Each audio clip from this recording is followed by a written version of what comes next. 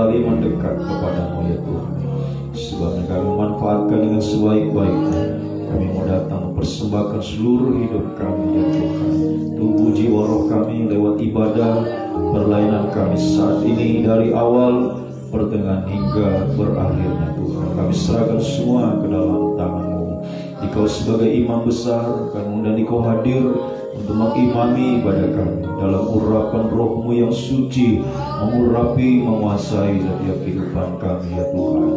Mulai dari pemimpin puji-pujian, pemain musik, singers, pelayan komputer, bahkan semua kami yang ada di tempat ini yang mengikuti secara langsung, secara tuntas, semua dalam pengaruh urapan yang dari surga, sehingga benar-benar apa yang kami persembahkan kepada semua pujian yang kami naikkan, semua untuk mengagungkan, memuliakan, membesarkan nama-Mu ya Tuhan. Terlebih sebentar pemberitaan firman-Mu, urapilah, bukakanlah rahasia firman-Mu bagi kami, menyucikan, melayakkan kami menjadi penyembah yang benar. Sampai satu waktu kami bisa menjadi penyembah yang sempurna ya Tuhan. Kami tahu iblis sudah senang melihat kami dengan berbagai macam cara pekerjaan kelicikannya, berusaha untuk menghalangi kami untuk beribadah. Di saat beribadah mengalihkan konsentrasi kami kepada hal-hal yang lain. Tuhan bersati kami panggil nama-Mu yang berkuasa untuk menolak mengusir supaya di dalam nama Yesus pergi. Darah Yesus yang berkuasa. Berilah kebebasan, kemenangan bagi kami, sukacita, bahagia dari surga yang boleh alami kami rasakan dalam beribadah, memuji, memuliakan nama-Mu Tuhan, bersekutu dengan kebenaran firman-Mu. Maka di saat kami tersungkur menyembah Engkau, kemuliaan Tuhan turun menaungi, melawat setiap kehidupan kami ya Tuhan. Saudara-saudara kami lain Tuhan kiranya berkemurahan bagi kehidupan mereka. Gereja-gereja lain yang juga bersama beribadah dengan kami saat ini, Tuhan kiranya juga memberkati kehidupan mereka. Terutama kerinduan kami, satukan kami dalam satu pengajaran firman yang benar. Kembali ke Alkitab, disatukan dalam satu kesatuan tubuh Kristus yang sempurna, siap menyambut Engkau yang segera datang kembali. Terima kasih, terpujilah Engkau Tuhan dari selama-lamanya sampai selama-lamanya. Dalam nama Tuhan Yesus Kristus memulaikan ibadah kami. Haleluya. Amin. Silakan.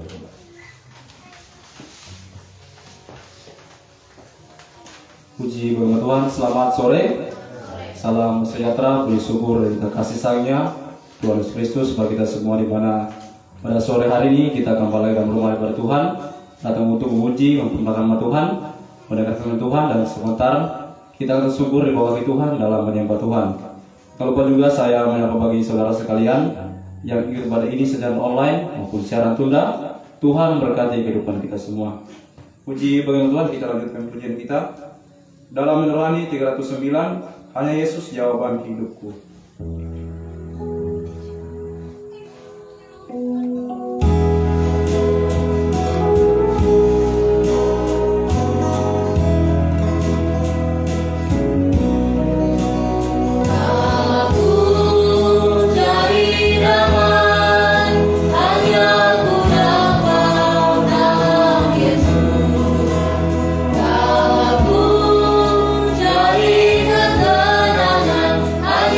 Ku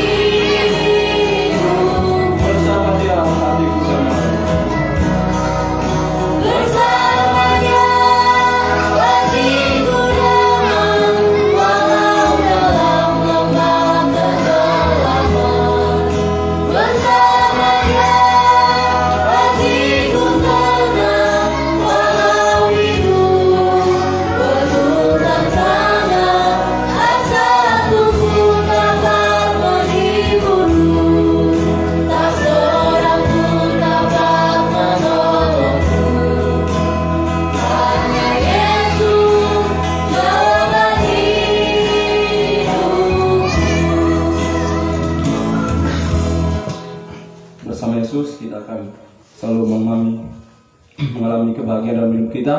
Kalau kita sungguh-sungguh kepada Tuhan, adalah Tuhan yang menolong kehidupan kita, yang membentuk kehidupan kita. Kalau kita semuanya berseru, berserah kepada Tuhan, sungguh-sungguh bersembahkan yang terbaik kepada Tuhan di hari-hari yang terakhir ini. Puji bagaimana Tuhan. Kita lanjut pujian kita dalam Rohani 25. Kalau Tuhan besertaku.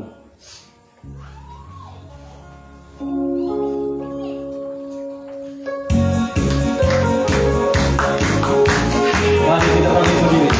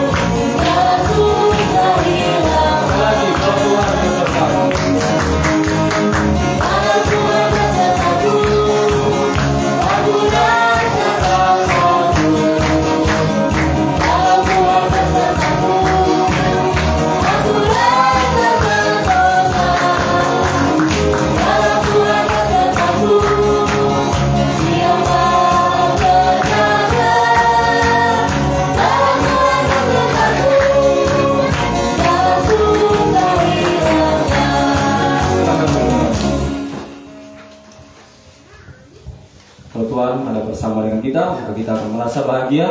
Maka hidup kita bisa kita persembahkan semuanya kepada Tuhan, lebih menyenangkan hati Tuhan di hari-hari yang terakhir ini, bahkan sungguh-sungguh dalam menyembah Tuhan. Puji bagi Tuhan, kita lanjutkan pujian kita dalam Rohani 180. Tiada ku ragu lagi. Jangan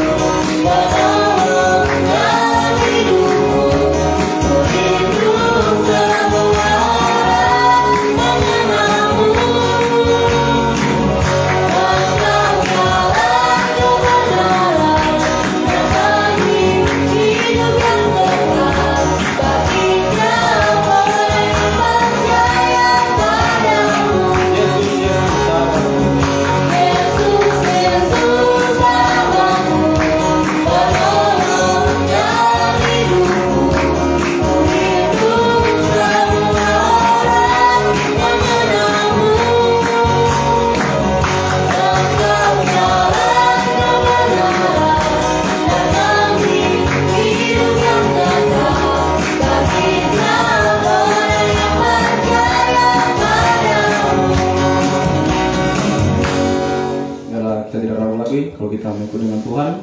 Biarlah hari-hari terakhir ini kita lakukan hanyalah melayani Tuhan selama nafas kita masih ada, kita masih boleh hidup. Biarlah kita bermain sungguh-sungguh, kita melayani Tuhan, kita taat dengar-dengaran kepada firman pengajaran. Biarlah hidup kita persembahkan semuanya hanya kepada Tuhan. Puji bangga Tuhan, kita lanjutkan pujian kita dalam Nurani 115 bersama Yesus.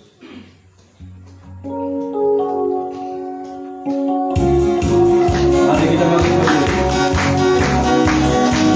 Bersama Yesus, lakukan perkara besar bersama Yesus, tidak ada yang susah. Bersama Yesus, ada jalan keluar untuk masalahmu, untuk masalahmu, untuk masalah kita semua. Yesus ada kepala, juru selamat umat manusia. Yesus berikan ajaib, Dia menyembuhkan, Dia memudahkan, Dia memenangkan tiada salah raja. Bersama Yesus lakukan perkara besar, bersama Yesus tidak ada yang susah. Bersama Yesus ada jalan keluar untuk masalahmu, untuk masalahmu, untuk masalah kita semua. Yesus ada kepala, juru selamat umat manusia.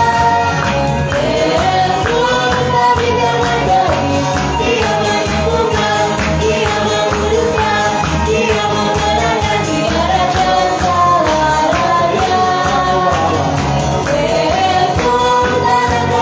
Yesus ada kepala, juru selamat umat manusia.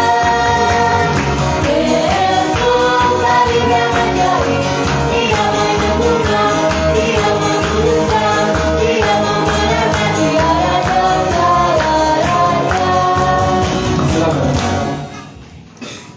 Bersama Yesus kita berperkara besar. Biarlah hidup kita serahkan semuanya kepada Tuhan. Biarlah Tuhan yang menentukan kehidupan kita. Maka kehidupan kita di hari-hari ini biarlah kita taat setia kepada Tuhan. Di mana Tuhan masih memberikan kesempatan kita untuk melayani Tuhan. Biarlah kita bertanya sungguh-sungguh. Di mana nanti kita akan menyambut kedatangan Tuhan yang kedua kalinya. Biarlah kita semakin suci, disucikan hari demi hari. Puji bagi Tuhan. Kita siapkan hati kita untuk menerima kebenaran firman Tuhan. Kita pujikan Rohani 181, kasih setiamu yang kurasakan.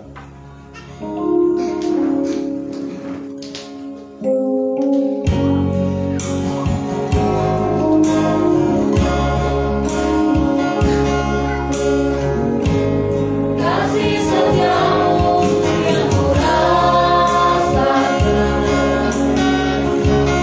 lebih tinggi dari langit biru.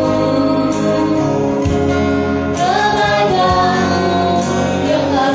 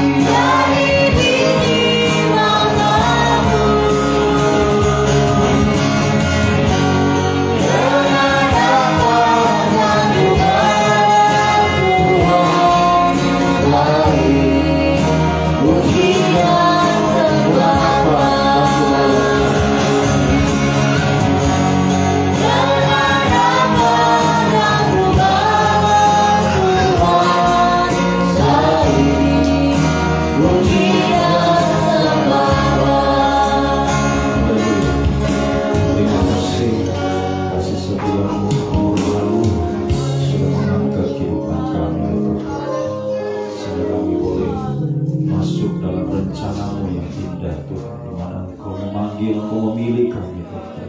Engkau menetapkan kami Tuhan menjadi milik-Mu, menjadi Tuhan biji mata-Mu ya Tuhan, yang Engkau pelihara, Engkau jaga, yang Engkau lindungi ya Tuhan. Haleluya. Sesungguhnya tidak ada yang bisa kami lakukan selain kami memuji Engkau, menyembah Engkau, mempersembahkan seluruh hidup kami semakin hari semakin menyenangkan hati-Mu ya Tuhan. Sebab lewat kebenaran firman-Mu kami dibentuk, kami disucikan menjadi kehidupan semakin hari semakin layak di hadapan-Mu ya Tuhan. Nyatakanlah bagi kami ya Tuhan firman-Mu yang terus menyucikan kehidupan kami. Engkau bukakanlah rahasia firman-Mu dan urapi kami dengan kuat kuasa Roh Kudus-Mu Tuhan. Mulai dari hamba Tuhan mampu menyampaikan firman dengan hikmat yang dari surga. Firman-Mu adalah sumber segala jawaban dalam setiap kehidupan kami, menyucikan, mengubahkan, membaharui dari manusia daging menjadi manusia rohani sempurna mulia seperti Engkau Tuhan. Urapi juga kami semua umat-Mu, baik yang ada di tempat ini, yang mengikuti ibadah ini lewat siaran langsung, siaran tunda, bahkan setiap telinga yang sempat mendengar. Urapilah untuk mampu menerima firman dalam tanda kerendahan hati, kelemah lembutan Tuhan, menjadi tanah yang baik dan subur, menerima setiap benih firman-Mu, bertumbuh menghasilkan buah yang banyak, buah yang tetap, buah yang manis Tuhan. Kami persembahkan semuanya hanya untuk menyenangkan hati-Mu ya Tuhan. Kiranya firman dan Roh Kudus menyucikan kami, melayakkan kami, mendorong, menggairahkan kami menjadi penyembah yang benar sampai satu waktu kami bisa mencapai ukuran penyembahan yang sempurna, yaitu daging tidak bersuara lagi ya Tuhan. Kami percaya firman Roh Kudus juga adalah dua tangan Tuhan yang terulur di tengah-tengah kami, menolong, memulihkan, mengangkat dari setiap keterpurukan, kemerosotan yang kami alami. Apapun itu Tuhan sanggup mengangkatnya, memberi damai sejahtera, memberi jalan keluar, memberi kemenangan, menghapus segala kemustahilan di dalam setiap kehidupan kami. Sampai satu waktu kemustahilan yang tertinggi kami menjadi sama, sempurna, mulia, layak menjadi mempelai wanita ya Tuhan. Kuasa-kuasa iblis semakin keras juga mengagalkan rencana-Mu dalam hidup kami dengan berbagai macam cara pekerjaan kelicikan ya Tuhan. Roh-roh jahat, roh najis, roh ngantuk, roh keras hati, roh main-main Tuhan mau menggoda kami, merintangi saat kami mendengar firman, saat kami tersungkur menyembah Engkau. Sebab segala roh yang tidak bersumber daripada Allah kami perintahkan kamu di dalam nama Yesus lagi, darah Yesus yang berkuasa. Mohon kemurahan-Mu, mohon belas kasih-Mu Tuhan. Dalam nama Tuhan Yesus Kristus kami sambut kebesaran firman-Mu. Haleluya. Amin. Silakan kembali.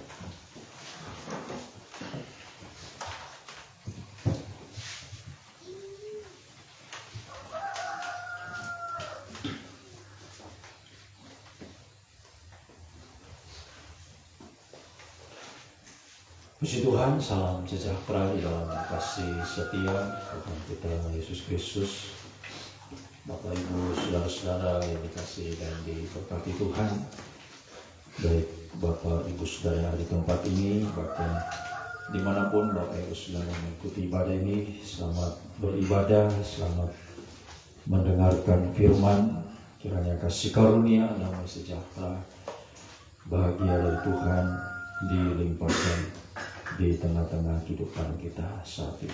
Puji Tuhan, kita lanjutkan firman pengembalaan dalam kitab Wahyu pasalnya yang kedua. Kita sudah masuk pasal yang kedua setelah pasal 1 yang kita sudah pelajari hampir 1 tahun. Kita berada pada pasal 1 dan kita masuk pasal 2, masih dalam pendahuluan ya. Pendahuluan dari pasal 2 ini dalam susunan terang tabernakel. Pasal 2 dan 3 terkena pada 7 kali percikan darah di depan tanduk perjanjian. Ini merupakan penyucian terakhir. Ya, penyucian terakhir. 7 kali itu artinya penyucian yang membawa kita pada kesempurnaan. Ya, jadi penyucian terakhir bagi gereja Tuhan untuk membawa gereja mencapai kesempurnaan. Secara khusus ya dulu kepada 7 jemaat ya di Asia Kecil dari jemaat di Efesus pasal 2 ini, yang mulai jemaat Efesus. Jadi kalau Tuhan izinkan besok kita pelajari ya penyucian mulai dari jemaat Efesus sampai yang ketujuh jemaat Laodikia. Ya. Nah ini merupakan jemaat atau sidang jemaat bangsa kafir. Ya, jadi jemaat-jemaat ini sudah tidak ada lagi, semuanya sudah tersebar di seluruh penjuru dunia ini. Ya, haleluya. Jadi ini menunjuk ya gereja Tuhan dari kalangan bangsa kafir. Ya, yang menjadi sasaran utama dari penyucian ya, untuk disucikan sampai gereja ini mencapai kesempurnaan. 7 jemaat berarti ini menunjuk pada kesempurnaan. Jemaat dari bangsa kafir yang dibawa pada kesempurnaan. Puji Tuhan.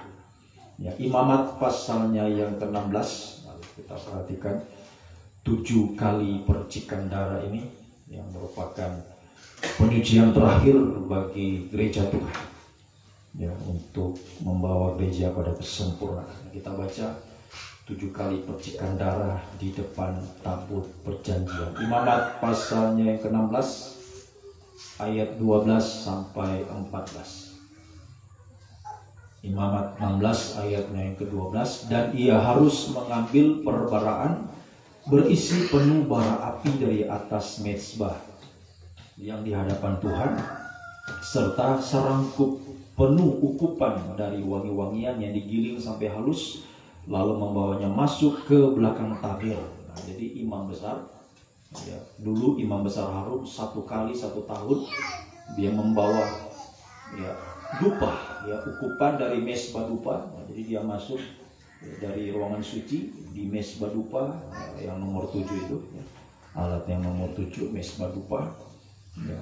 Kemudian dia ambil dupa di situ ya, dia ambil ukupan atau dupa itu dia bawa dan masuk ya, masuk ke belakang tabir, itulah ruangan suci ya. Jadi imam besar ini dia masuk dari halaman, kemudian masuk ruangan suci, dan kemudian dia ya, ambil perbaraan ukupan ya, atau dupa dari mezbah dupa ini, dan kemudian tadi dia masuk ke belakang tabir atau di balik pintu tirai ya, dia masuk ke situ. Jadi hanya imam besar yang boleh masuk di ruangan masuci 1 kali 1 tahun dulu imam besar Harun. Nah, kembali ke pembacaan tadi ya, setelah dia sampai ke belakang tabir ayat 13, ayat yang ke-13, kemudian ia harus meletakkan ukupan itu di atas api yang di hadapan Tuhan, sehingga asap ukupan itu menutupi tutup pendamaian ya, asap dupa itu ya, menutupi tutup pendamaian atau tabut perjanjian di atas hukum Allah, supaya ia jangan mati. Terus ayat 14, nah lalu ia harus membawa sedikit dari darah lembu jantan itu dan memercikkannya dengan jarinya ke atas tutup pendamaian di bagian muka, dan di depan tutup pendamaian itu ia harus memercikkan sedikit dari darah itu dengan jarinya 7 kali. Nah, inilah 7 kali percikan darah di depan tabut perjanjian. Ya, 1 kali 1 tahun ya, imam besar Harun ya, masuk ke ruangan masuci membawa ya, darah lembu jantan yang disembelih, dan juga membawa dupa ya, dan dibawa masuk ke ruangan masuci ya. Dupa itu ditaruh tadi ya, sehingga asapnya memenuhi ya, ruangan masuci di atas tabut ya, dan darah itu dipercik sebanyak 7 kali ya. Haleluya, puji Tuhan. Nah ya, ini ya sudah digenapi oleh Yesus ya, di atas kayu salib. Apa yang dilakukan oleh imam besar Harun dengan darah lembu jantan ya, di dalam kitab atau surat Ibrani ya, Ibrani pasalnya yang ke-9 ya. Kita baca Ibrani pasal yang ke-9. Ibrani pasal yang ke-9 ayatnya yang ke-12. Ibrani 9 ayat 12, dan ia telah masuk 1 kali untuk selama-lamanya ke dalam tempat yang kudus bukan dengan membawa darah domba jantan dan darah anak lembu ya seperti yang dibawa oleh Imam Harun tadi, tetapi dengan membawa darahnya sendiri. Dan dengan itu ia telah mendapat kelepasan yang kekal. Ya, ayat 13. Sebab jika darah domba jantan dan darah lembu jantan dan percikan abu lembu muda menguduskan mereka yang najis sehingga mereka disucikan secara lahiriah, betapa lebihnya darah Kristus yang oleh Roh yang kekal telah mempersembahkan dirinya sendiri kepada Allah sebagai persembahan yang tak bercacat, akan menyucikan hati nurani kita dari perbuatan-perbuatan yang sia-sia, supaya kita dapat beribadah kepada Allah yang hidup.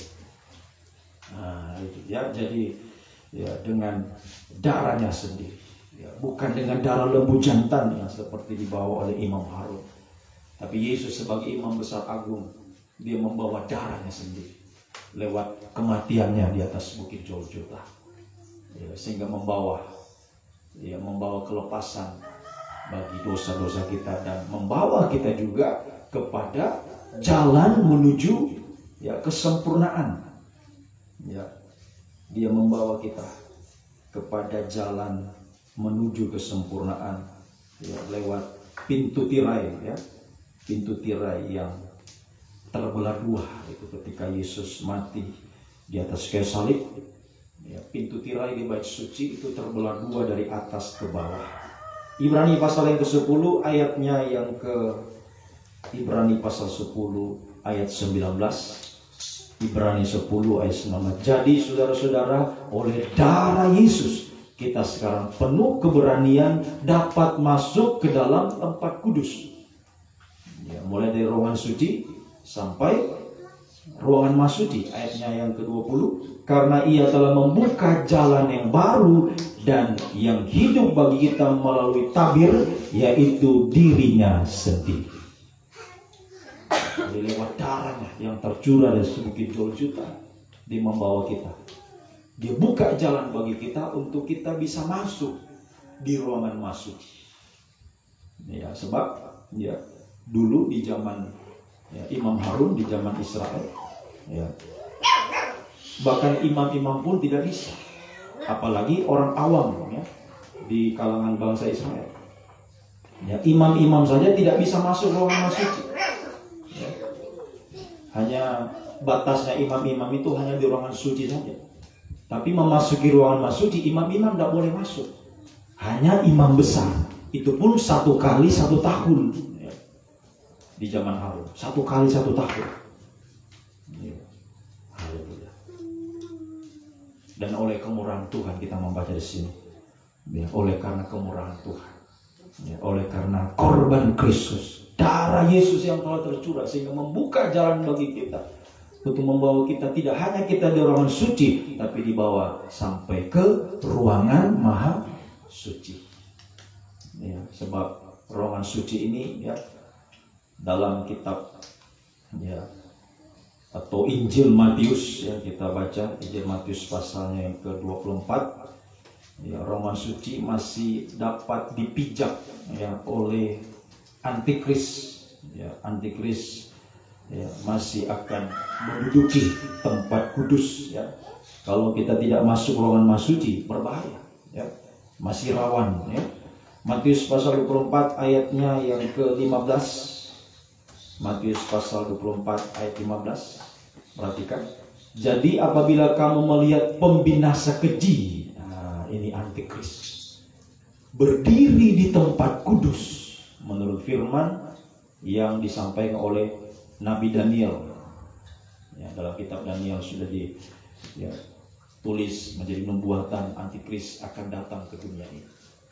Dan kemudian diangkat lagi dalam Injil Matius ini ya, para pembaca hendaklah memperhatikan. Kita harus perhatikan ya, jangan cuma dibaca saja, tapi hanya sekedar dibaca saja. Seperti cuma baca apa? Baca komik, baca majalah, baca apa. Ya, jadi kita baca, kita perhatikan sungguh-sungguh. Perhatikan baik-baik apa yang kita baca ini. Ya. Pembinasa keji, antikris berdiri di tempat kudus. Nah, ini. Perhatikan. Jadi antikris masuk di tempat kudus, di ruangan suci.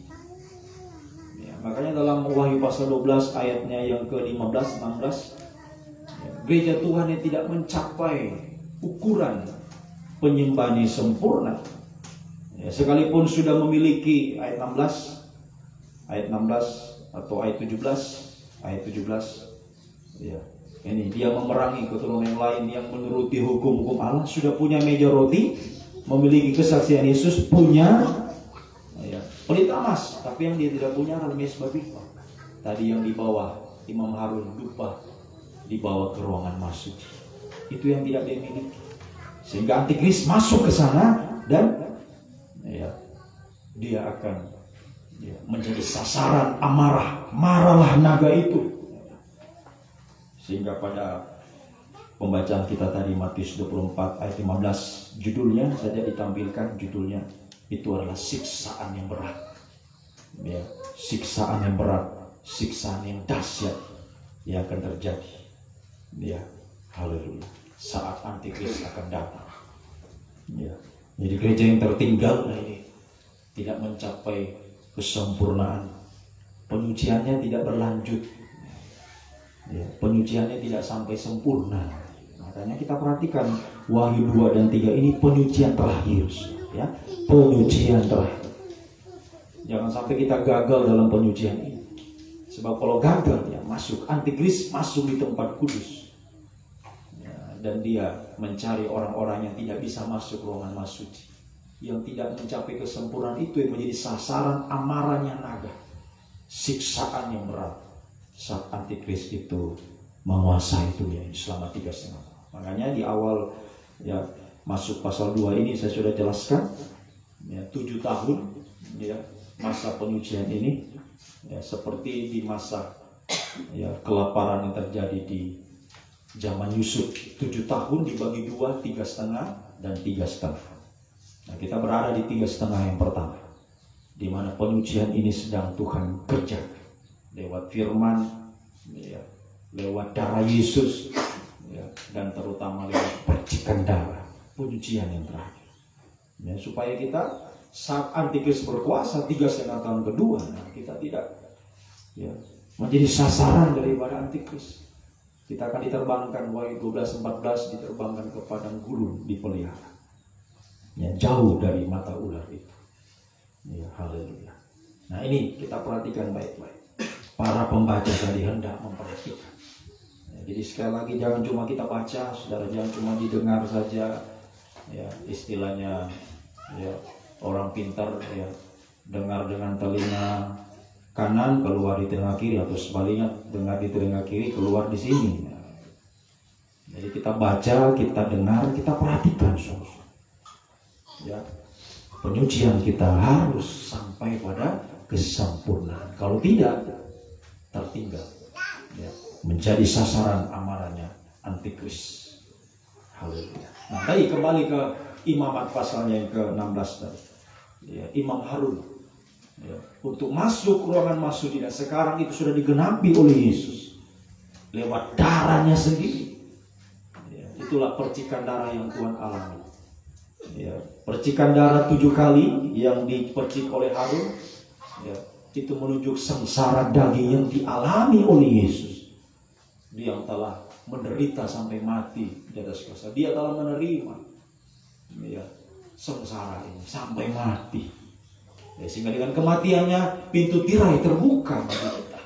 Ada jalan menuju kesempurnaan. Nah, sekarang kita tinggal ikut jalan yang Tuhan sudah, ya, tunjukkan, jalan yang Tuhan sudah rintis bagi kita. Dia sudah buka, ya, tinggal kita ikut.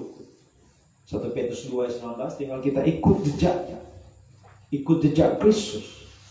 Jadi kalau Yesus menderita, gereja Tuhan juga harus menderita, ya, harus menderita, ya, harus mengalami percikan darah juga bersama Tuhan. Nah, ini sekali lagi, ini penyucian yang terakhir.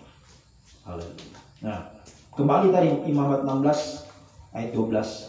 Ya, dengan membawa darah itu juga disertai dengan perbaraan berisi dupa, ya, api yang ada di mesbah. Itulah dupa yang dipersembahkan di mesbah, dibawa ke ruangan masuci, ya. Jadi ada 2 yang dibawa masuk ruangan masuci. Ya, satu, ya, darah, ya, darah. Kemudian dua, dupa. Darah dan dupa ini tidak boleh terpisah. Ya, harus dibawa sama-sama. Ya, tidak boleh terpisah. Darah dengan dupa harus dibawa untuk mencapai ruangan Maha Suci, untuk bisa sempurna.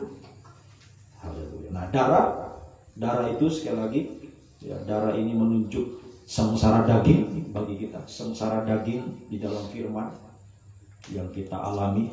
Tuhan izinkan kita mengalami sengsara daging tanpa dosa oleh karena firman. Ya, di saat kita sudah taat, sudah setia, sudah sungguh-sungguh di ruangan suci itu menuju kehidupan sudah tergembala, sudah taat, sudah setia, tapi harus mengalami percikan darah, sengsara daging tanpa dosa. Ujian, ya, ujian iman bagi kita untuk memurnikan iman kita. Ya, di berdoa pagi kita kembali dengarkan tadi pagi. Ujian, ya, ujian kemurnian iman, kemurnian cinta, kasih kita kepada Tuhan. Diuji, ya, apakah benar-benar murni imannya, murni kasihnya kepada Tuhan, atau ya, dia ikut Tuhan karena ya cuma ikut-ikutan, karena terpaksa, atau karena saat dia diberkati, karena saat dia sudah ditolong, ya, mendapat ini, dapat itu, sehingga dia ikut Tuhan, ikut pengajaran ini. Nah, disinilah kita diuji, pengujian terakhir ini diuji benar-benar. Apakah benar-benar murni pengikutan kita kepada. Haleluya. Puji Tuhan. Semoga kita bisa mengerti darah di bawah. Kemudian harus membawa juga dupa. Jadi, sekali lagi saya katakan tadi, ini tidak bisa dipisahkan. Darah dan dupa harus dibawa bersamaan. Darah itu percikan darah atau sengsara daging, ya, tanpa dosa. Kemudian dupa ini menunjuk doa penyembahan. Doa penyembahan. Jadi tidak bisa dipisahkan. Mengalami sengsara bersama Tuhan dan menyembah Tuhan ini harus selalu kita bawa dalam hidup kita, atau kita lakukan, kita praktekkan dalam hidup kita. Saat kita mengalami sengsara, kita menyembah Tuhan. Ini kekuatan kita. Kalau dia mengalami sengsara kemudian tidak menyembah Tuhan, ya, gagal dia. Ya, pasti gugur dari iman. Ya, tidak kuat. Ya, tidak kuat. Ya. Kalau ya, mengalami sengsara kemudian tidak menyembah Tuhan, tidak kuat. Pasti orang itu akan gugur. Makanya darah dan dupa harus dibawa sama-sama.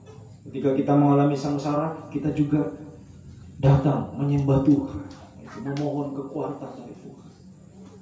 Ya. Haleluya. Jangan sampai ya, kita ya, kurang dalam hal ini, ya. Dalam penyembahan, doa penyembahan ini yang harus terus kita naikkan untuk ya memberi kekuatan. 1 Timotius pasalnya yang ya, kita baca ini 1 Timotius ya pasalnya yang kedua ayat 8. Ya, 1 Timotius pasal 2 ayat yang ke-8. Oleh karena itu aku ingin supaya di mana-mana, perhatikan. Ya, jadi ini menjadi ya, kebutuhan dalam hidup kita. Dimanapun kita berada, situasi, kondisi apapun yang kita alami. Orang laki-laki berdoa dengan menadahkan tangan yang suci, tanpa marah dan tanpa perselisih. Orang laki-laki, ya, laki-laki ini menunjuk kekuatan. Orang laki-laki berdoa ini menunjuk doa yang kuat. Laki-laki ini menggambarkan kekuatan. Ya. Jadi laki-laki berdoa berarti doa yang kuat. Nah, ini yang harus kita ya, lakukan. Kita perjuangkan terus, kita naikkan kepada Tuhan. Di mana-mana, artinya situasi, kondisi apapun yang kita alami, tetap menyembah Tuhan. Dupa ini harus selalu kita naikkan. Doa yang kuat ini harus kita naikkan terus. Ya, doa yang sungguh-sungguh.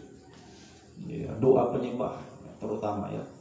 Saya sudah sering menjelaskan ya, kembali saya ulangi, jelaskan supaya lebih dipermantap. Ya, doa itu ada empat tingkatan. Ya, ada 4 tingkatan doa. 1, doa permohonan, ya. Doa permohonan atau doa permintaan, ya. Haleluya. Yang sering kita lakukan, ya, doa saat doa makan, Tuhan berkati makanan ini, Tuhan tolong saya. Itu doa permohonan. Sentralnya kebutuhan kita, ya, dalam Yohanes 15 ayat 7, ya. Itu doa permohonan. Kemudian yang kedua ada doa syafaat.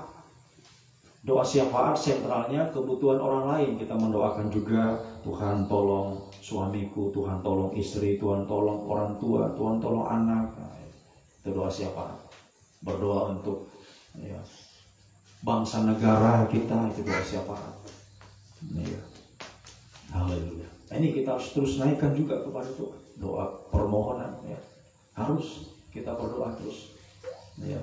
Doa syafaat juga, jangan cuma doakan diri sendiri, doakan juga orang tua, doakan juga suami yang belum satu dengan kita, doakan istri, doakan anakmu, doakan tetanggamu, ya. Bahkan sampai dikatakan doakan musuh, ya. Ini kita terus naikkan hari-hari, ya. Sekali lagi, jangan cuma diri kita sendiri kita, ya, doakan orang lain juga, ya. Doa syafaat, doa permohonan, doa syafaat. Kemudian doa yang ketiga, doa ucapan syukur. Di dalam 1 Timotius pasal 2 ayat 1, coba dibaca saja ayat ini. 1 Timotius 2 ayat 1. Pertama-tama aku nasihatkan, naikkanlah permohonan. Nah, ini doa permohonan, ya, kepada diri sendiri. Sentralnya diri sendiri. Doa syafaat kepada orang lain, doakan orang lain, dan ucapan syukur untuk semua orang. Doa yang ketiga, tingkatan doa yang ketiga, doa ucapan syukur, ya, doa ucapan. Sentralnya adalah berkat yang sudah kita terima, ya. Apa yang kita sudah terima dari Tuhan, terutama ini, ya, seringkali orang tidak sadari, ya, dia hanya bersyukur ketika wah dapat gaji, dapat bonus, ya, usahanya berhasil, ya, apa yang dia, ya, inginkan tercapai, wah terima kasih Tuhan. Karena dia tidak sadari berkat yang terbesar itu ini, nafas hidup. Kita masih boleh bernafas. Itu berkat yang terbesar yang Tuhan berikan kepada kita, ya. Mau apapun juga yang kita capai, saudara, dapat ini, dapat itu, ya, sukses, terkenal dan lain sebagainya. Tapi coba kalau sakit, nafas tinggal satu-satu, mau bikin apa semua itu? Tidak ada artinya, ya, apapun yang dicapai manusia, kalau Tuhan tidak beri nafas hidup kepada dia, apa? Tidak ada gunanya. Apa yang dia capai? Ya. Haleluya. Seperti seorang raja yang hebat di masa lampau, Raja Alexander Agung, ya, dia kalahkan semua, ya, tentara-tentara, musuh-musuh. Dia dari Yunani, dia taklukkan negeri Yunani, jadi raja di sana. Dari Yunani dia kalahkan kerajaan Media dan Persia, ya, semua dikalahkan. Tapi di usia 33 tahun, masih muda, dia sudah mati. Sudah dapat semua, tapi Tuhan cabut nyawanya. Untuk apa semua? Tidak ada gunanya. Nah, jadi apapun yang dicapai manusia tanpa nafas hidup, tidak ada artinya semua. Saya mari ucap syukurlah atas semua yang Tuhan berikan, terutama nafas hidup kita yang kita masih hembus. Itu artinya kalau kita masih bernafas, sekalipun kita sakit, kita menderita, apa yang kita rindukan belum tercapai, tapi kita masih bernafas, ucap syukurlah itu. Terima kasih. Itu berkat terbesar yang pertama. Yang kedua, firman Tuhan. Ya, kalau kita masih mendengar firman, itu juga berkat yang terbesar yang harus kita syukuri. Perhatian Tuhan. Itu dalam, ya, nyanyian kita dalam buku Psalm. Siapa kami ya Tuhan, sehingga Engkau perhatikan. Ya, betapa besar kemurahan-Mu Tuhan. Ya, Tuhanku ingin berterima kasih oleh sebab kasih dan perhatian-Mu dinyatakan dalam pribadiku. Lewat apa? Lewat pemeliharaan firman-Mu. Ini kasih perhatian Tuhan. Kalau firman masih dinyatakan kepada kita, terutama firman pengajaran yang benar.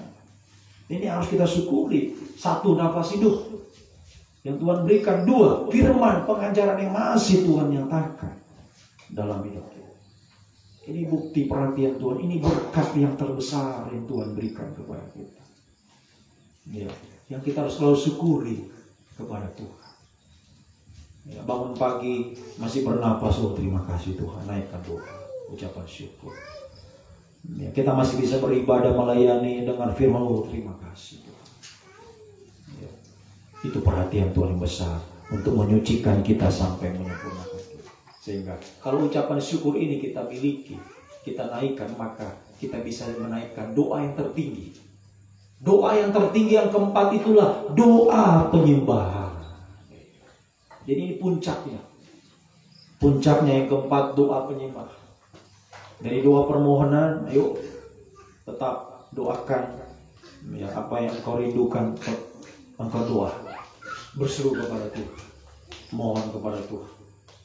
Ya, juga selain dirimu, doakan orang lain juga, doakan ya, suamimu, doakan istri, doakan orang tuamu, doakan anak, doakan tetanggamu, doakan temanmu, doakan musuhmu, doakan. Dan ketiga, ucap syukur selalu kepada Tuhan. Dalam keadaan apapun juga, masih bisa bernafas, terima kasih Tuhan. Masih bisa beribadah, melayani, masih bisa mendengar firman, terima kasih Tuhan. Sehingga engkau bisa menaikkan yang terakhir, doa yang tertinggi, yaitu doa penyembahan. Nah, ini doa yang tertinggi, doa penyembahan. Sentralnya adalah pribadi Yesus. Sentralnya pribadi Yesus. Mazmur 14, 141 ya. Mazmur 141, kemudian Markus 9 ayat 8. Mari kita bandingkan dua ayat ini. Mazmur 141 ayat 2, kemudian Markus 9 ayat 8. Biarlah doaku adalah bagimu seperti persembahan ukupan. Ini tadi yang dibawa Harun, ukupan dari mezbah dupa. Itu doa yang tertinggi, yang menembusi pintu tirai, membawa kita pada kesempurnaan. Persembahan ukupan dari mezbah dupa. Ini doa penyembah dan di bawah. Dan tanganku terangkat. Orang laki-laki di mana-mana, doa yang kuat menandakan tangan yang suci, seperti persembahan korban pada waktu petang. Nah, ini yang harus kita perjuangkan. Tadi Timotius katakan di mana-mana. Artinya dalam situasi kondisi apapun juga kita harus menaikkan doa yang kuat ini kepada Tuhan. Doa penyembahan yang kuat, doa penyembahan yang sungguh-sungguh. Tandanya apa? Nah, ini perhatikan. Ya. Doa yang kuat itu tandanya apa? Atau syaratnya apa? Doa yang kuat, doa yang sungguh-sungguh, itu syaratnya apa? Syaratnya kesucian, dari tangan yang suci, menadahkan tangan yang suci. 1 Timotius 2 ayat 8. Jadi syarat doa yang kuat, doa yang sungguh-sungguh, doa penyembahan yang sungguh-sungguh itu adalah kesucian. Itu syarat kesucian. Ya, syaratnya kesucian. Nah, ini menadahkan tangan yang suci tanpa marah, tanpa perselisihan. Ya, haleluya. Jadi syaratnya kesucian. Makanya tadi sangat penting di doa yang ketiga, ucapan syukur. Kalau orang itu selalu bisa bersyukur, berterima kasih buat nafas hidup yang Tuhan berikan, berterima kasih atas berkat yang Tuhan berikan, ya, berterima kasih atas firman yang Tuhan berikan, firman pengajaran, nanti akan disucikan. Ya, tapi kalau orang itu sudah tidak punya rasa syukur lagi kepada firman, sebaliknya apa? Itu orang yang sudah tidak punya ucapan syukur, sebaliknya dia ngomel, bersungut, nah itu marah di sini. Ya, marah, berselisih. Ini orang yang tidak punya ucapan syukur. Ya, padahal masih Tuhan kasih nafas hidup. Ya, masih ada firman yang disampaikan. Ya, tapi dia dibawa dengan firman sambil ngomel, sambil bersungut, sambil kritik firman. Ya, dia tidak akan pernah disucikan. Tidak akan bisa disucikan. Sehingga tidak bisa menaikkan doa penyembahan. Tidak mungkin menyembah Tuhan orang seperti ini. Orang yang suci tidak bisa menyembah Tuhan, tidak bisa menembusi pintu tirai. Ya, makanya tadi Wahyu 12 ayat yang ke-17, Ya, dia tidak punya mesbah dupa, artinya penyembahannya tidak mencapai ukuran yang sempurna. Sekalipun sudah punya meja roti, sudah punya pelita emas, artinya dia sudah dengar firman, sudah tahu pengajaran. Sudah tahu firman pengajaran, sudah dengar firman pengajaran, tapi itu tidak pernah ada ucapan syukur dalam dirinya. Yang ada hanya persungutan, ngomel, marah, kritik, bosan. Sehingga tidak pernah disucikan. Tidak bisa menyembah Tuhan, tidak punya mesbah dupa, sehingga tertahan dia di ruangan suci, tetap di ruangan suci. Nanti akan masuk pembinasa keji, antikris akan masuk ke sana. Ini perhatikan baik-baik. Ya, biar penyucian kita sampai pada kesempurnaan. Kita bawa darah, kita bawa dupa. Ya, rela sengsara daging. Ya, oleh karena firman pengajaran. Dalam penyucian kita rela sengsara, kita mau menderita. Ya, disertai ucapan syukur. Nah, ini orang yang menderita, rela menderita. Dalam penyucian dia selalu bersyukur. Tadi saya sudah sampaikan. Ya, dia masih terima firman, oh terima kasih. Dan sekalipun ya, dia datang beribadah, datang melayani dalam keadaan tubuh lemah mungkin, dalam keadaan ya apa yang dirindukan tidak tercapai, ya, doanya belum dijawab Tuhan. Tapi ketika dia beribadah, melayani, terima firman, oh terima kasih Tuhan. Saya masih bisa terima firman itu, berkat yang terbesar bagi. Nah ini orang yang bawa, ya, bisa membawa darah dan bisa membawa dupa. Bertahan dalam percikan darah dan tetap bisa menyembah Tuhan. Orang yang bisa bersyukur itulah orang yang bisa menyembah Tuhan. Coba saudara, ketika saudara bersungut, ketika saudara marah-marah, ketika saudara ngomel-ngomel, bisakah saudara menyembah Tuhan? Tidak bisa. Mau bagaimanapun juga. Ya, sementara marah mungkin di rumah berselisih dengan istri, dengan suami, dengan anak, dengan siapa saja. Kemudian coba-coba datang menyembah, tidak bisa menyembah itu, tidak bisa. Mau bagaimanapun tidak bisa. Penyembahnya kering. Tapi kalau hidup kita disertai ucapan syukur, selalu bersyukur dengan apa yang Tuhan berikan dalam hidup kita. Terutama nafas hidup dan firman yang Tuhan masih berikan. Bahkan firman yang melimpah Tuhan nyatakan bagi kita. Kita bisa bersyukur, kita menerimanya dengan hati yang penuh ucapan syukur, hati yang haleluya, punya rasa haus akan firman. Ya, sudah banyak yang diterima, tapi dia merasa Tuhan masih membutuhkan. Ya, saya masih butuh. Ya. Sehingga inilah kehidupan yang bisa membawa darah dan dupa. Ya, bertahan dalam percikan darah dan tetap menyembah Tuhan. Menembus ruangan maha suci, kesempurnaan. Ya, sehingga Markus 9 tadi, ya mari. Ya, saya sudah sebutkan tadi Markus 9 ayat 8. Sentralnya doa penyembahan ini, sentralnya adalah pribadi Yesus. Dan sekonyong-konyong waktu mereka memandang sekeliling mereka, mereka tidak melihat seorang pun lagi bersama mereka kecuali siapa? Kecuali Yesus seorang diri. Saat Yesus dipermuliakan di atas gunung penyembahan. Tadinya masih ada Elia, masih ada Musa, tapi ya ketika awan itu naik, ya, mereka tidak melihat siapapun kecuali Yesus seorang diri. Itu artinya penyembahan kita sentralnya adalah pribadi Yesus. Sekalipun ada yang tadinya ada orang-orang hebat di situ, ada Musa, orang yang dipakai Tuhan, Elia juga luar biasa dipakai Tuhan. Tapi bukan kepada mereka penyembahan kita. Ya, jadi hati-hati ya, kita harus berhati-hati soal penyembahan kita. Ya, jangan sampai kita mencuri kemuliaan Tuhan. Apalagi seorang hamba Tuhan kalau sudah dipakai Tuhan. Ya, kita harus berhati-hati dengan cara ibadah yang seperti itu. Ya, yang seakan-akan dia menyembah Tuhan, tapi bukan sebenarnya, bukan Tuhan yang dia permuliakan. Ya, hati-hati ya. Makanya saya kalau ada undangan yang mengundang kemudian ada yang seperti itu, saya nggak mau. Beri kemuliaan untuk Tuhan. Bukan Tuhan itu yang dia permuliakan, orang yang sedang berbicara itu. Ya.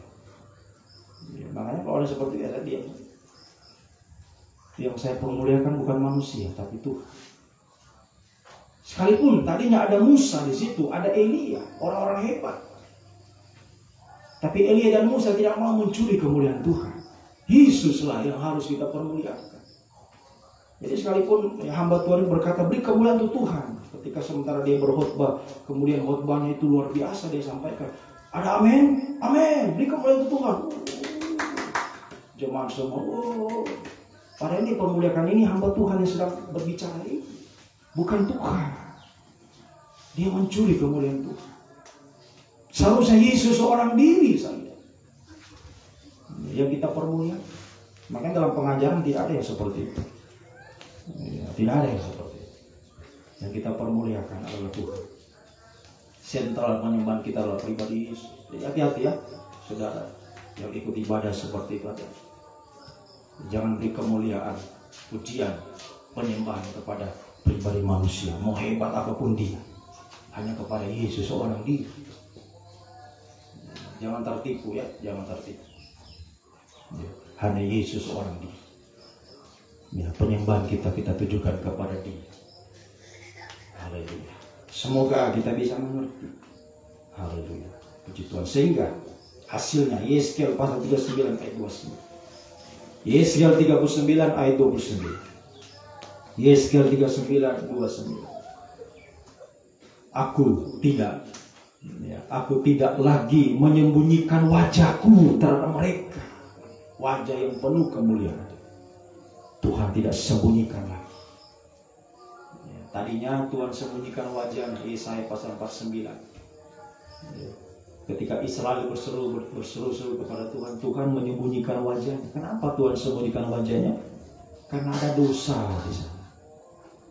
Israel tetap mengeraskan hati, ada dosa yang disembunyikan, tidak mengalami penyucian, sehingga Tuhan sembunyikan wajahnya. Tapi ketika penyucian terjadi, mereka kembali kepada Tuhan, sungguh-sungguh, haleluya, hidup dalam firman, hidup dalam penyucian, taat pada firman, setia, dan menaikkan doa kepada Tuhan, doa penyembahan. Maka Tuhan katakan, aku tidak sembunyikan wajahku terhadap mereka. Kalau aku mencurahkan rohku atas kaum Israel, demikianlah firman Tuhan.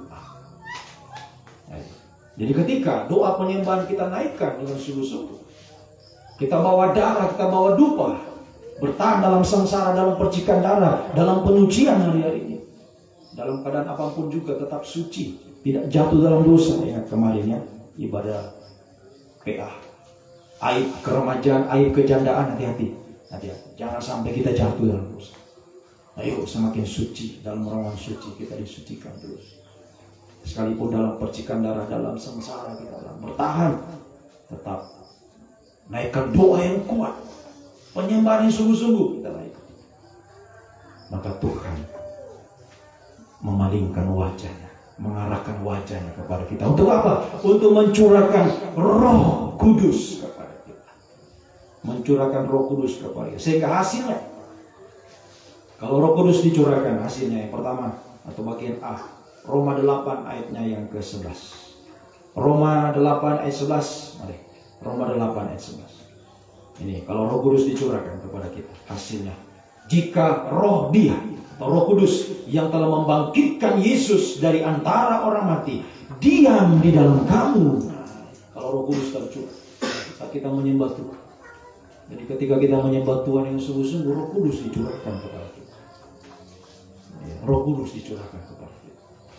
Sehingga Roh Kudus yang di dalam kita ini, Ia yang telah membangkitkan Kristus Yesus dari antara orang mati, akan menghidupkan juga tubuhmu yang fana oleh Roh-Nya, oleh Roh Kudus yang diam di dalam kamu, dalam kita. Jadi daripada Roh Kudus yang dicurahkan, diam dalam hidup kita. Ini yang mampu menghidupkan kita, baik jasmani juga secara rohani. Kita hidup secara jasmani, secara rohani. Tuhan sanggup menghidupkan yang jasmani, yang rohani. Artinya Tuhan sanggup memelihara kehidupan kita. Hidup secara jasmani, Tuhan sanggup pelihara. Roh Kudus saja di sini katakan, Roh Kudus saja sanggup membangkitkan Yesus Yesus ada bangkit dari orang mati, masa cuma soal makan, soal minum Tuhan tidak bisa berikan. Biar ada bangkit, Roh Kudus membangkitkan Yesus. Apalagi cuma soal kebutuhan, makan, minum, kebutuhan ya, masa depan. Makanya kemarin, ibadah kemarin kita sudah dengarkan, jangan ada kekhawatiran. Jangan khawatir. Ayo, sampai saat ini semua sudah tidak ada yang khawatir lagi. Ya, sungguh-sungguh tadi kemarin aib itu dibuang, kekhawatiran dibuang, dosa semua. Kita semakin suci dan kita sungguh-sungguh bawa darah dan dupa. Sehingga Roh Kudus dicurahkan. Nah, ini yang memberi kehidupan. Ingat baik-baik, saudara. Camkan baik-baik dalam dirimu. Yesus saja bangkit dari antara orang mati oleh Roh Kudus. Apalagi cuma soal makan minum. Kebutuhan kita, aduh, terlalu kecil, saudara. Terlalu kecil itu untuk kuasa Tuhan. Tuhan sanggup pelihara kita di tengah kemustahilan dunia ini. Tuhan sanggup, ya. Jangan takut ya. Haleluya. Kaum muda kita semua, jangan takut. Tuhan sanggup pelihara kita. Kebutuhanmu apapun yang kau rindukan, yang kau cita-citakan, Tuhan sanggup. Tuhan sanggup. Roh Kudus sanggup. Ya. Haleluya, memelihara kehidupan kita. Jasmani juga secara rohani kita akan semakin mengalami kelimpahan firman. Ya. Dalam hidup kita, Roh Kudus membukakan firman, Roh Kudus ya, terus menguatkan kita dalam ibadah pelayanan kita semakin berkobar-kobar. Jadi secara jasmani kita dipelihara, rohani juga terpelihara. Kalau Roh Kudus ada, kita tetap bisa berkobar-kobar melayani itu. Ya, tidak akan pernah ada istilah saya sudah nggak mau lagi melayani. Ya. Tidak ada orang yang ya, sampai pensiun dalam pelayanan, tidak lagi mau melayani Tuhan. Nah, kalau kita punya Roh Kudus, kita bisa bertahan sampai garis akhir, menembus pintu tirai sampai sempurna. Ya, semoga kita bisa mengerti hal ini. Ini yang pertama. Yang kedua, 1 Petrus 4 ayat 12 sampai 14. Nah, ini ayat yang sudah sering kali kita baca. Semoga jadi pengalaman kita, ya. Bukan cuma kita baca, tapi jadi pengalaman kita, jadi kenyataan. Saudara-saudara yang kekasih, janganlah kamu heran akan nyala pisih saya akan kepadamu sebagai ujian. Percikan darah terjadi. Seolah luar biasa, sesuatu yang luar biasa terjadi atas kamu. Sebaliknya bersukacitalah sesuai yang bagian kamu dapat dalam penderitaan Kristus, supaya kamu juga boleh bergembira dan bersukacita pada waktu yang menyatakan kemuliaan. 14. Berbahagialah kamu jika kamu dinista karena Kristus, sebab Roh Kudus, Roh kemuliaan, Roh Allah itu ada padamu. Roh Kudus yang diam dalam hidup kita, memberi kita kebahagiaan di tengah-tengah penderitaan. Nah, ini hasil yang kedua. Tadi memelihara kita di tengah kemustahilan dunia, Tuhan sanggup, Roh Kudus sanggup ya. Jangan takut ya. Jangan takut. Tuhan sanggup ya. Kemudian yang kedua, di tengah-tengah penderitaan kita, tapi kita merasa apa? Merasa bahagia. Oh, bahagia di tengah penderitaan. Tidak mungkin bisa didapat di dunia ini kalau tanpa Roh Kudus. Kalau ada orang yang ya, di dunia ini dia kelihatan apa, dia tertawa di tengah dia penderitaannya, itu orang bilang tidak mengenal sesuatu. Mereka tidak mengerti kebahagiaan di tengah penderitaan. Mereka tidak tahu karena mereka dalam Yohanes katakan Roh Kudus itu tidak bisa ya, tidak bisa menyatu dengan dunia atau dunia tidak mengenal dia. Coba kita baca Yohanes pasal yang ke-16 ya. Injil Yohanes pasalnya yang Injil Yohanes pasalnya yang ke-14 ya, pasal 14 ayat 17. Yohanes 14 ayat 17. Yaitu Roh kebenaran, Roh Kudus. Dunia tidak dapat menerima dia. Berarti kan dunia tidak bisa terima Roh Kudus sebab dunia tidak melihat dia. Dunia tidak mengenal dia. Jadi dunia ini tidak tahu apa itu Roh Kudus, tidak kenal. Dan Roh Kudus tidak bisa menyatu dengan dunia ini, sebab Ia menyertai. Tetapi kita mengenal Dia, sebab Ia menyertai kamu dan akan diam di dalam kamu. Roh Kudus yang diam dalam hidup kita tidak ada sangkut pautnya dengan dunia ini. Nah, makanya hanya kita bisa rasakan kebahagiaan. Dunia tidak kenal, dunia tidak tahu. Dan dalam dunia kita tidak bisa menemukan kebahagiaan di tengah penderitaan. Hanya di dalam Roh Kudus kita bisa merasakan kebahagiaan. Semoga ya, tadi saya katakan semoga menjadi pengalaman kita, ya. Jadi pengalaman dalam hidup kita. Jangan cuma kita dengar kesaksian orang yang bersaksi, oh saya bahagia di tengah penderitaan. Tapi kita sendiri kita tidak rasa apa-apa. Ya. Semoga jadi pengalaman dalam hidup kita rasakan kebahagiaan di tengah penderitaan. Ya, karena Roh Kudus yang diam dalam hidup kita. Ya, semoga kita bisa mengerti. Ya, puji Tuhan. Haleluya. Jadi Roh Kudus memelihara kita di tengah kemusnahan. Roh Kudus memberi kebahagiaan dalam hidup kita. Haleluya. Kemudian ya, Roma pasalnya yang ke 15-16 dan Sakaria pasal 4 ayat 6. Mari kita baca dua ayat ini ya sebagai ayat yang terakhir. Roma 15 ayatnya yang ke-16 terlebih dahulu. Roma 15 ayat 6, yaitu bahwa aku boleh menjadi pelayan Kristus Yesus bagi bangsa-bangsa bukan Yahudi, bangsa kafir, dalam pelayanan pemberitaan Injil Allah, supaya bangsa kafir dapat diterima oleh Allah sebagai persembahan yang berkenan kepadanya, yang disucikan oleh Roh Kudus. Roh Kudus yang diam dalam hidup kita akan menyucikan kita sampai kita sempurna. Ya, ini yang kita butuhkan. Lewat darah dan dupa yang kita bawa, bertahan dalam percikan darah, sengsara daging dalam penyucian, dan kita tetap menyembah Tuhan. Naikkan doa yang kuat, doa yang sungguh-sungguh. Maka Tuhan ya mengarahkan wajahnya untuk memberi kita Roh Kudus, mencurahkan Roh Kudus, memelihara kita, memberi kebahagiaan dalam hidup kita, ya, membawa kita pada kesempurnaan. Kita disucikan sampai kita sempurna. Ya. Dan kemudian kita bisa mengalami juga Sakaria pasal 4 ayat 6 dan 7. Ya. Sakaria pasal 4 ayat 6 dan 7. Mari kita baca ayat. Sakaria 4 ayat 6. Maka berbicaralah ia, katanya, inilah firman Tuhan kepada Zerubabel, bunyinya, bukan dengan keperkasaan, saudara, bukan dengan oh saya hebat, oh saya kuat, saya pandai, apalagi saya kaya, saya punya kedudukan, saya terkenal. Bukan semua dengan itu, bukan dengan itu.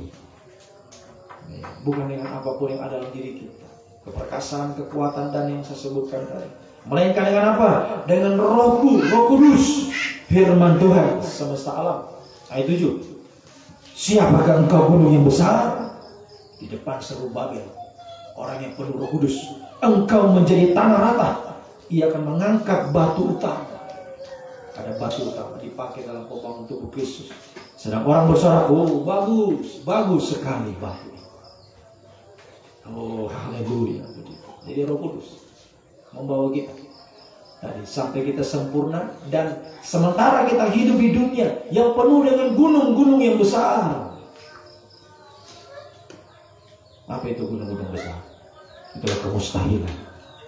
Kita hidup di tengah-tengah dunia yang bagaikan gunung yang besar. Dunia yang penuh dengan kemustahilan. Banyak kemustahilan kita hadapi di tengah-tengah dunia. Baik soal hidup sehari-hari saja mustahil. Apalagi hidup untuk masa depan berhasil ini mustahil hari-hari. Ya, kalau bukan dengan keperkasaan, dengan kekuatan, kehebatannya, dengan uang yang dimiliki, ya orang tidak bisa berhasil hidup sekarang ini, di dunia sekarang ini. Orang yang menang, orang yang berhasil itu orang yang kuat kalau sekarang di dunia ini. Ya, orang yang punya pengaruh, ya, sehingga dia bisa mendapatkan sesuatu yang dia inginkan. Ya, tapi kalau orang yang tidak berdaya, nah itu tetap terpuruk terus. Ya. Haleluya. Kalau istilahnya sekarang, ya, orang yang di atas semakin naik, ya, orang yang di bawah semakin turun. Itulah keadaan dunia. Ya. Ya. Jadi bagi orang yang di bawah, orang yang tidak berdaya itu mustahil. Itulah hidup di tengah-tengah dunia penuh kemustahilan. Tapi ayat mengatakan bukan dengan keperkasaan, bukan dengan kekuatan, bukan dengan kekayaan, bukan dengan kedudukan. Tapi dengan apa? Dengan Roh Kudus. Dengan Roh Kudus. Dengan Roh Kudus. Gunung besar jadi rata. Yang mustahil jadi tidak mustahil. Percaya sungguh-sungguh. Kaum muda terutama kita semua. Kita menghadapi bagaikan gunung besar di depan kita. Tidak tahu apa di depan. Nah, coba kalau ada gunung besar di sini, kita nggak tahu apa di depan itu.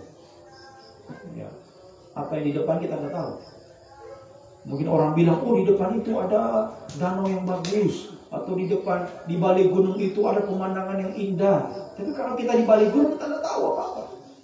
Nanti kalau gunung rata baru kita bisa tahu, oh ternyata indah di depan itu ya.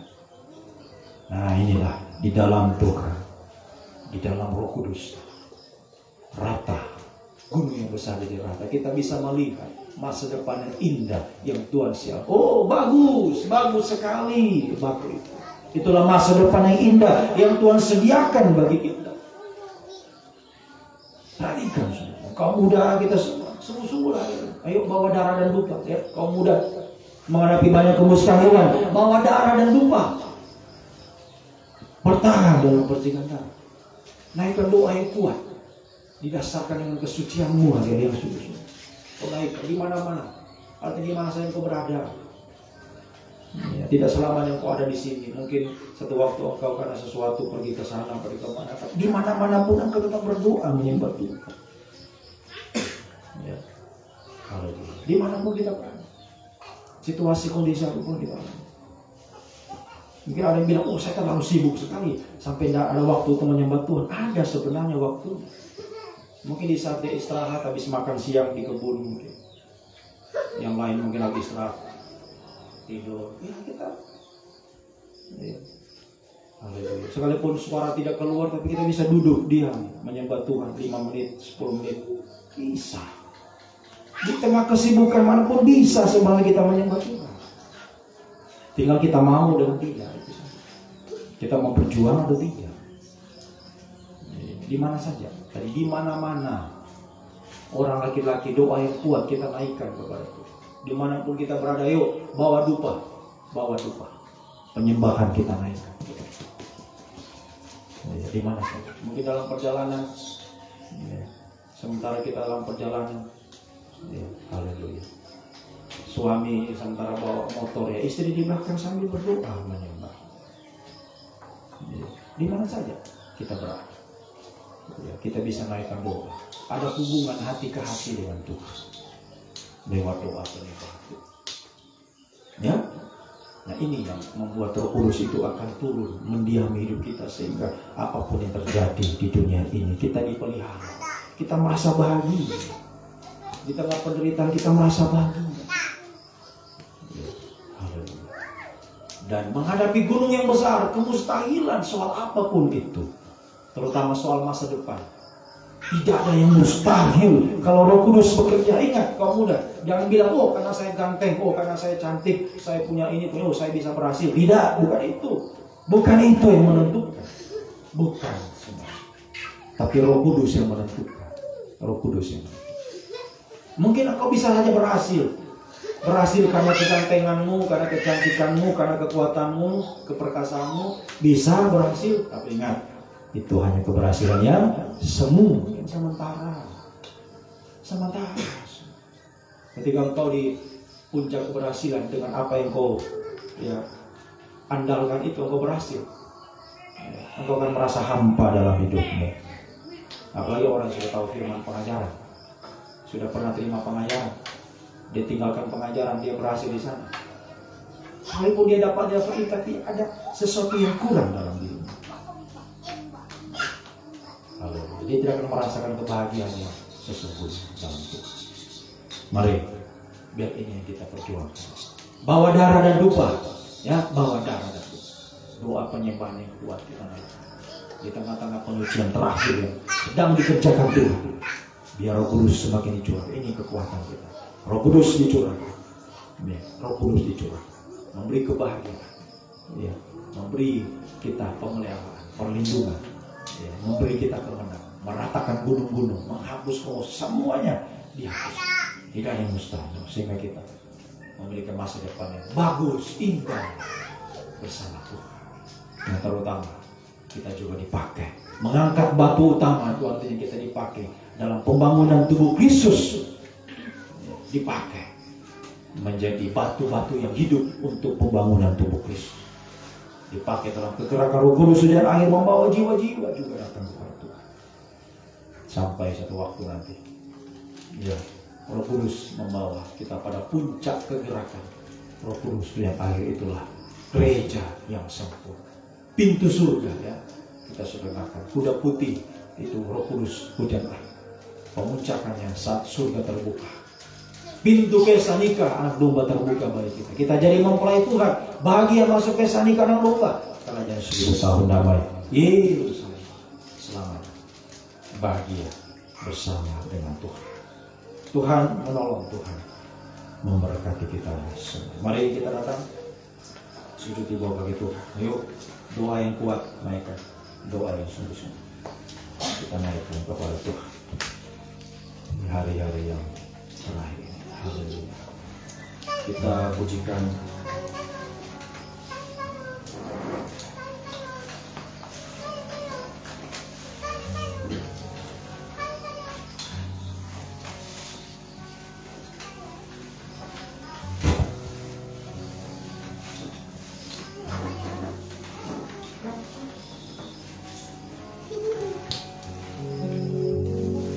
saat tiada jalan hadapi persoalan, hanya nama Yesus.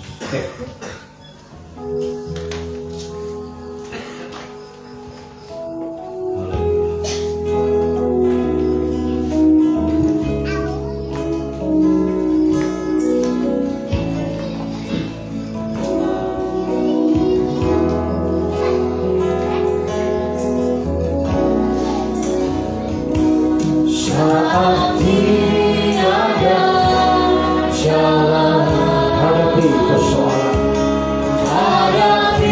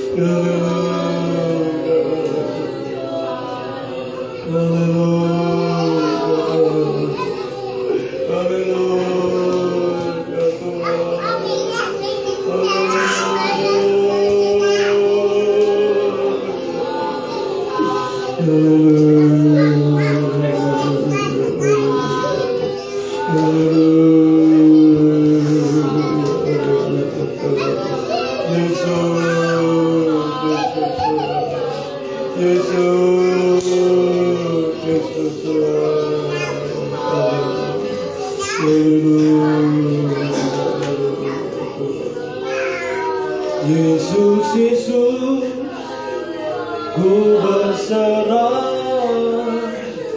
Yesus, Yesus, ku percaya mujizat-Mu pasti terjadi.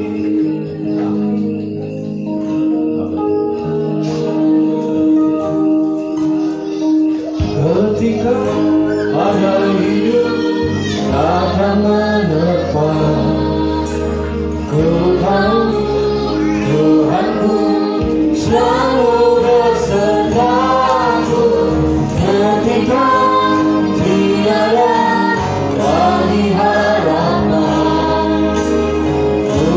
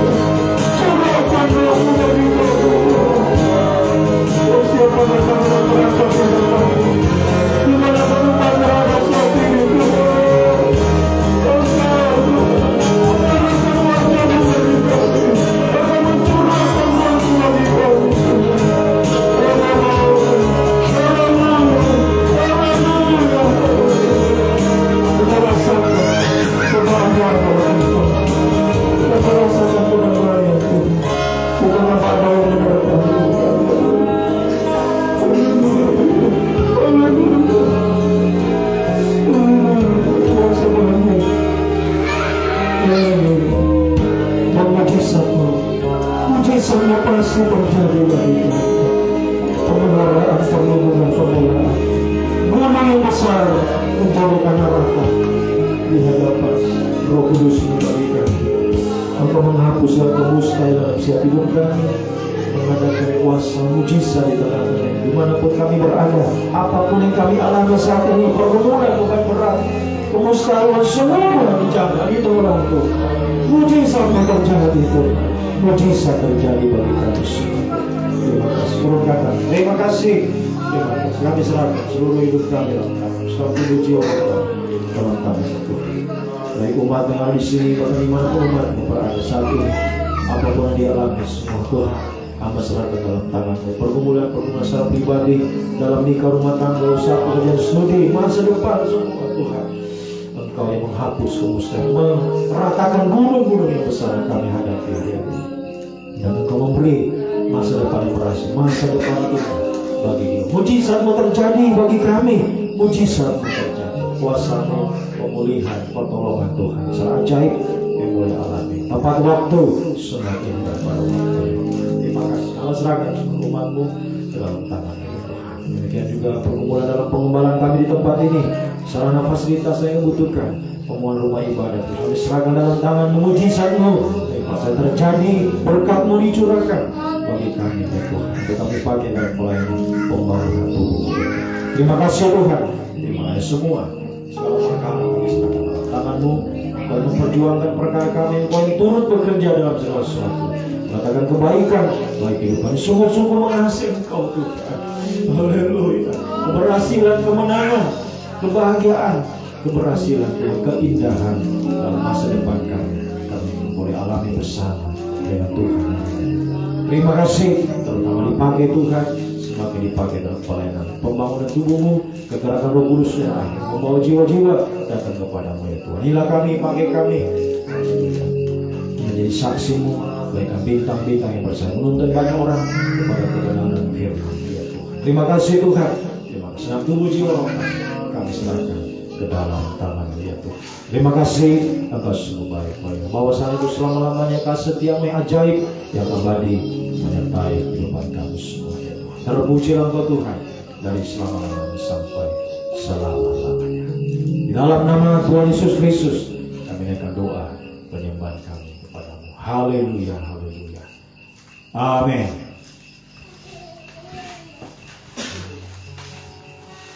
Puji Tuhan, kita diberi kesempatan memberikan korban persembahan kita kepada Tuhan.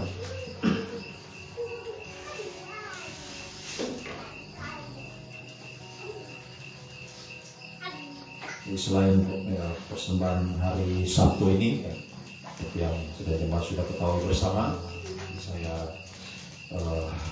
informasikan lagi untuk lebih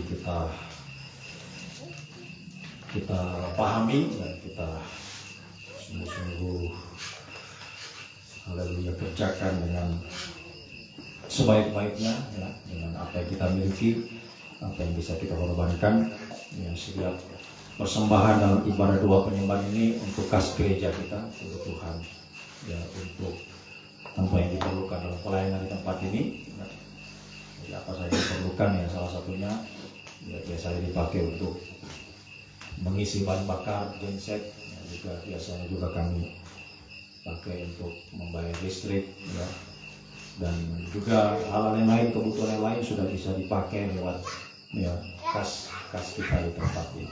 Dan juga baru-baru ini ya, dikeluarkan untuk ya, membeli kipas ya, jadi saya sudah pesan kipas angin ya. Jadi ketika pemberitaan firman saya sampaikan ya, kita kumpul uang untuk membeli kipas ya.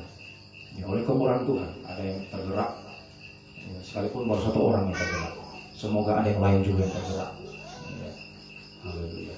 Mari saya dorong kepada kita semua ya, sebab ini bukan kepentingan satu orang tapi untuk kita semua dalam pelayanan di tempat ini.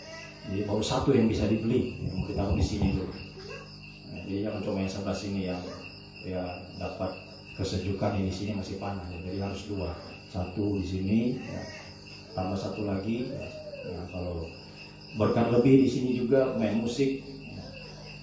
Haleluya ya, jadi baru satu yang bisa dibeli ya, ada yang korban 200.000 yang ditambah dengan uang kas gereja, dan juga kami tambah lagi, jadi harganya 400.000 dipasang itu. Kalau saya ya lihat di Palu, saya tanya kepada saudara Romi, dia katakan yang 400.000 itu ya dia seperti ini ya.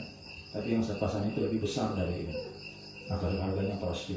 Jadi kalau di Palu masih dapat yang kecil, saya pesan online dapat yang lebih besar, ukuran 18 inch ya. Nah, jadi kembali saya dorong, mari. Jadi sudah ada satu, ya tambah lagi satu di sini dan di sini lagi. Ayo kita kumpul lagi, ya. Baru ada satu yang berkorban, ayo yang lain juga. Ya. Apa yang Tuhan sudah persiapkan dalam kehidupan kita, mari kita gunakan untuk kepentingan pembangunan tubuh Kristus. Kita dipakai semua dari batu yang utama, jadi batu hidup dipakai dalam pembangunan tubuh Kristus. Ya. Untuk ya, berkorban ya, dalam pelayanan. Jadi kegerakan pembangun tubuh itu kegerakan pengorbanan, waktu, tenaga, uang, semua kita korbankan untuk selagi masih ada kesempatan. Satu waktu nanti mau ingin berkorban tapi tidak ada kesempatan. Ya, jadi jangan cuma itu terus saja berkorban, ayo yang lain, ya, yang lain juga. Ya. Sebenarnya itu cuma ya, dalam pemberitaan firman disampaikan, tapi sudah ada yang tergerak ya, untuk berkorban. Ayo yang lain juga, ya, biar kita gunakan kesempatan yang ada untuk melayani Tuhan dalam pembangunan tubuh yang terakhir. Kesempatan kita gunakan sebaik-baiknya untuk bisa berkorban. Apa yang kita bisa lakukan, kita korbankan untuk pelayanan pembangunan tubuh Kristus. Mari kita puji Tuhan dari pujian yang berkata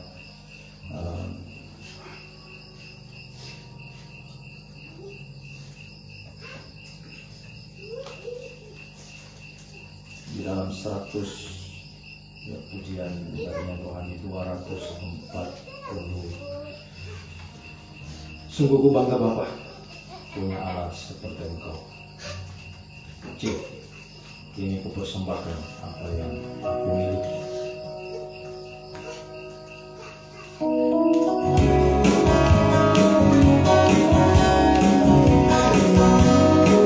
Sungguh ku bangga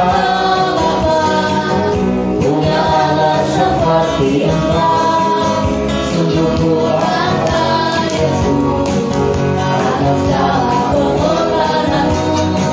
Hari ini aku hidup lepas dari kasih-Mu. Kasih-Mu menyelamatkan dan ku berharap. Ini ku persembahkan. Ini ku persembahkan apa yang aku miliki. Memang ada berarti bila dibantu dengan kasih-Mu. Namun ku ingin ini dengan sukacita di hati. Karena ku tahu ini menyenangkan hati.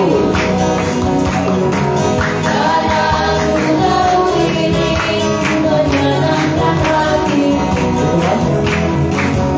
Tuhan memberkati persembahan yang kita sudah berikan kepada Tuhan. Ibadah besok, ibadah raya jam 7, ibadah pemuda jam 5. Kita makin berdiri.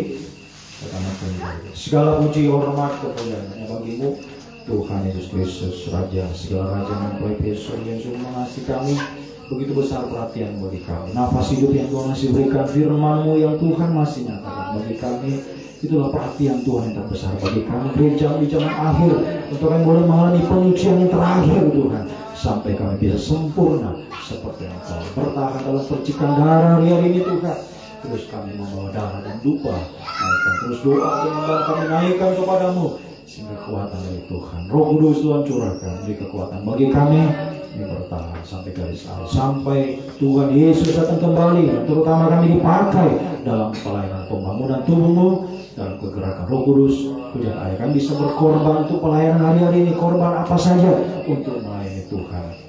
Haleluya, dalam pelayanan yang terakhir ini, dan sungguh-sungguh kami gunakan sebaik-baiknya Tuhan. Haleluya, untuk masuk dalam kegerakan aktif, dalam kegerakan pembangunan tubuh-Mu, dan kami Oh Tuhan bisa memberi apa saja yang bisa kami berikan untuk pelayanan pembangunan sampai seluruh hidup kami berikan hanya untuk kemuliaan bagi nama ya Tuhan. Terima kasih Engkau sudah memberkati kami, Engkau sudah melawat kami lewat firman, Roh Kudus kami terima Tuhan. Haleluya, sudah melawat kami, dua tangan Tuhan sudah terulur menolong memulihkan, mengangkat kami semua, memberi damai sejahtera kebahagiaan, menghapus kemustahilan dalam setiap kehidupan kami ya Tuhan. Terima kasih. Yang percaya Engkau selalu beserta dengan kami, memberikan kemenangan dalam setiap perjalanan hidup kami di tengah-tengah dunia yang suka sulit, penuh dengan kemustahilan. Tuhan selalu beserta memberikan kemenangan bagi kami semua ya Tuhan. Selain percaya Tuhan selalu bersama kami setelah kami tinggal ke tempat ini sepanjang malam yang beristirahat. Besok pagi boleh bangun itu biasa diberkati Tuhan, boleh kembali dalam kegiatan ibadah pelayanan kami pagi hari sore hari, semakin berkobar-kobaran pada pelayanan kami sampai garis akhir, sampai Tuhan Yesus datang kembali. Juga latihan yang Tuhan kami Tuhan kerjakan, Tuhan bagi latihan sangkor, latihan kaum muda, Tuhan urapi pelatih sangkor, pemain musik semua, pelayan sangkor berkati, urapi, mempersembahkan yang terbaik untuk kemuliaan bagi nama-Mu ya Tuhan. Terima kasih, Engkau sungguh baik kawasanku. Selama-lamanya kasih setiamu yang ajaib yang abadi menyertai kehidupan kami semua ya Tuhan. Terima kasih Tuhan, terpujilah Engkau Tuhan dari selama-lamanya sampai selama-lamanya. Biarlah berkat-Mu, kasih karunia, kasih setia, damai sejahtera-Mu dalam persekutuan Allah Bapa, Allah Sang Putra, Allah Roh Kudus dalam nama Tuhan Yesus Kristus tinggal menyertai mulai saat ini sampai selama-lamanya. Dalam nama Tuhan Yesus Kristus kami sudah berdoa ibadah kami. Haleluya. Amin. Selamat malam, Tuhan memberkati kita.